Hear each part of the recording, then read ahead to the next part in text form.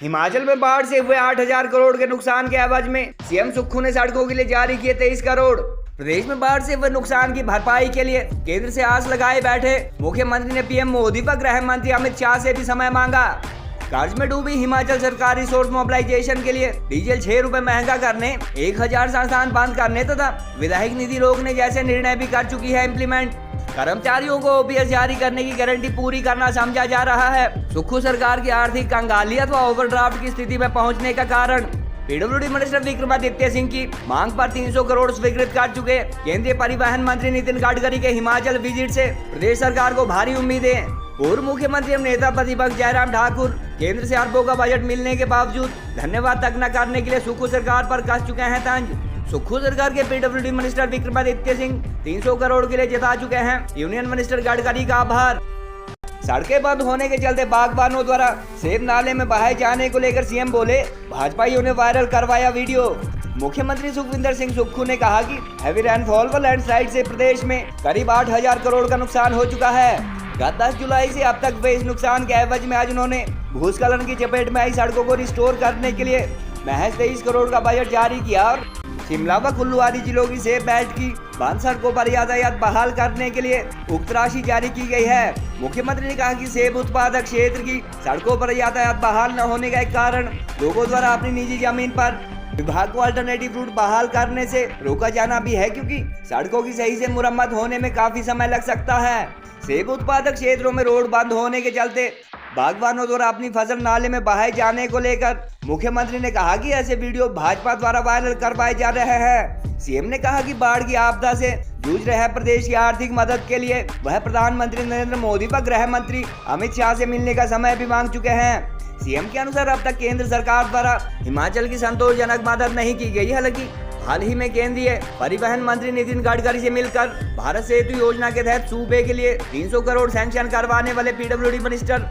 विक्रमादित्य सिंह इस आर्थिक मदद के लिए केंद्र का आभार भी जता चुके हैं। पीडब्ल्यूडी मिनिस्टर विक्रमादित्य सिंह तथा उनकी माता एवं पीसीसी अध्यक्ष की केंद्रीय मंत्री गडकरी से मुलाकात के बाद जानकारी के अनुसार 4 अगस्त को उनका हिमाचल प्रवास तय हो चुका है और इस दौरान वह बाढ़ से हुए नुकसान का भी जायजा लेंगे। गौरतलब है कि गत 9 व 10 जुलाई को प्रदेश में भारी बारिश का दौर शुरू होने के अगले ही दिन से सुक्खू सरकार के मंत्री केंद्र सरकार से आर्थिक मदद की गुहार लगा रहे हैं और नितिन गडकरी के 300 करोड़ के अलावा जानकारी के अनुसार 12 जुलाई को केंद्र सरकार हिमाचल के लिए 180 करोड़ स्वीकृत कर चुकी है और इसके अलावा बाढ़ में फंसे लोगों की मदद के लिए एनडीआरएफ व एयरफोर्स की टीमें भी भेजी जा चुकी है। हिमाचल की सुक्खू सरकार यूं तो सत्ता संभालते ही 75,000 करोड़ के कर्ज के बोझ की आहें भर रही है, मगर आर्थिक मामलों के जानकारों के अनुसार गत विधानसभा चुनाव के दौरान दी गई 10 गारंटीज में से ओपीएस की पहली गारंटी पूरी होते ही हिमाचल की अर्थव्यवस्था की लुटिया डूब गई अथवा ओवरड्राफ्ट की स्थिति पैदा हुई। सत्ता संभालने के कुछ ही दिन बाद हिमाचल के हालात श्रीलंका जैसे होने की बात कह चुके सीएम सुक्खू व उनकी सरकार रिसोर्स मोबिलाइजेशन के लिए 6 माह में डीजल 6 रुपए महंगा किया जाना, पूर्व सरकार द्वारा खोले गए 1,000 के करीब संस्थान बंद करने पर विधायक निधि पर अनिश्चित काल के लिए रोक लगाने जैसे उपाय भी कर चुकी है। हालांकि हिमाचल जैसे छोटे राज्य में डिप्टी सीएम की नियुक्ति, सीपीएस कैबिनेट रैंक के सलाहकार व बोर्ड निगम अध्यक्ष की फौज खड़ी करने के लिए भी लोग कंगाल सरकार पर ताने कस रहे हैं। बहरहाल मुख्यमंत्री द्वारा आज भारी बारिश और लैंडस्लाइड से बंद हुई सेब बेल्ट की सड़कों पर यातायात बहाल करने के लिए 23 करोड़ का बजट जारी किया जा चुका है और कुछ लोग 8,000 करोड़ के नुकसान के एवज में इसे ऊंट के मुंह में जीरा भी करार दे रहे हैं। जो भी सेब सीजन के कारण सड़कों को नुकसान हुआ है और जो हाँ सड़कें अवरुद्ध है, मैंने अभी उनको इमीडिएट प्रभाव से 30 करोड़ दिया,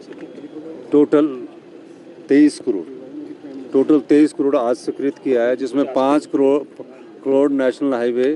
जो यशवंत नगर छैला वाला रोड है उसके रोड को शुरू करने के लिए दिया है और ठ्योग, खड़ा पत्थर, चौपाल, हाटकोटी,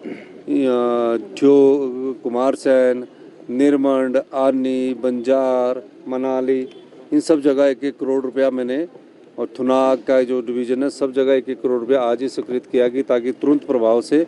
जो सड़कें हैं, जो सेब की फसल है, किसान और बागवान जितनी मेहनत से फसल को उगाता है उसकी फसल सही समय पर मंडियों में पहुंच जाए। इस दृष्टिकोण से हमारा आज हमने ये फैसला किया है और मेरा मानना है कि हमारा प्रयास